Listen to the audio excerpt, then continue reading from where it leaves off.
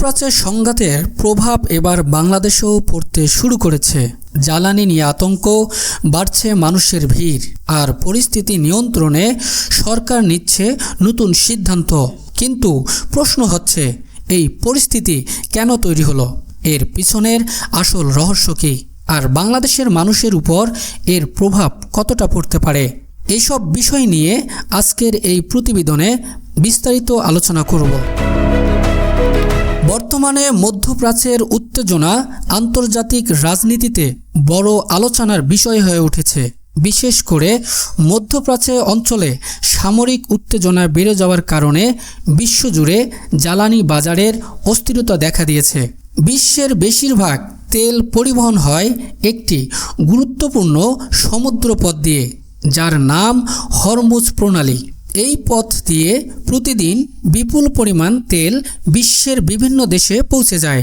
কিন্তু মধ্যপ্রাচ্যের উত্তেজনার কারণে এই তেল পরিবহন নিয়ে কিছুটা অনিশ্চয়তা তৈরি হয়েছে। বাংলাদেশও যেহেতু তেলের জন্য বিদেশের উপর অনেকটা নির্ভরশীল, তাই আন্তর্জাতিক এই পরিস্থিতির প্রভাব বাংলাদেশের বাজারেও পড়তে শুরু করেছে। বিশেষজ্ঞদের মতে এই পরিস্থিতির পিছনে কয়েকটি গুরুত্বপূর্ণ কারণ রয়েছে। প্রথমত, মধ্যপ্রাচ্যের রাজনৈতিক ও সামরিক উত্তেজনা বেড়ে যাওয়ায় তেল সরবরাহ নিয়ে বিশ্ববাজারে উদ্বেগ তৈরি হয়েছে। দ্বিতীয়ত, যখন মানুষ শুনতে পায় যে ভবিষ্যতে তেলের সংকট হতে পারে, তখন অনেকেই আতঙ্কে প্রয়োজনের চেয়েও বেশি তেল কিনতে শুরু করে। এই ঘটনাকে বলা হয় প্যানিক বাইং। তৃতীয়ত, কিছু ব্যবসায়ী ভবিষ্যতে তেলের দাম বাড়তে পারে মনে করে বেশি করে তেল মজুত করার চেষ্টা করে। এই সব কারণ একসাথে মিলেই বাজারে হঠাৎ করে জ্বালানির চাহিদা বেড়ে যায়। এই পরিস্থিতি নিয়ন্ত্রণে রাখতে সরকার কিছু পদক্ষেপ গ্রহণ করেছে। কিছু ক্ষেত্রে জ্বালানি বিক্রিতে নির্দিষ্ট সীমা নির্ধারণ করা হয়েছে, যাতে সবাই সমানভাবে জ্বালানি পায় এবং কেউ অতিরিক্ত মজুত করতে না পারে।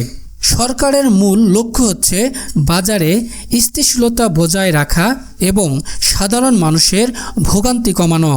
যদি আন্তর্জাতিক পরিস্থিতি দীর্ঘ সময় ধরে চলতে থাকে, তাহলে এর কয়েকটি প্রভাব বাংলাদেশের উপর পড়তে পারে।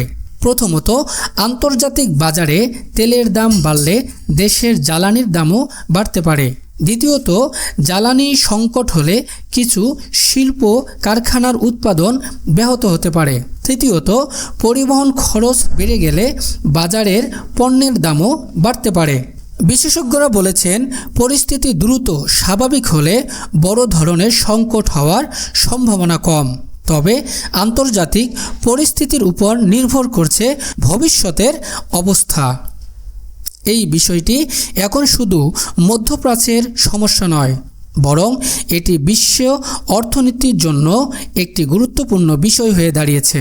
এই ধরনের গুরুত্বপূর্ণ আন্তর্জাতিক খবর এবং বিশ্লেষণ জানতে আমাদের চ্যানেলটি সাবস্ক্রাইব করুন এবং ভিডিওটি শেয়ার করুন। ধন্যবাদ সবাইকে।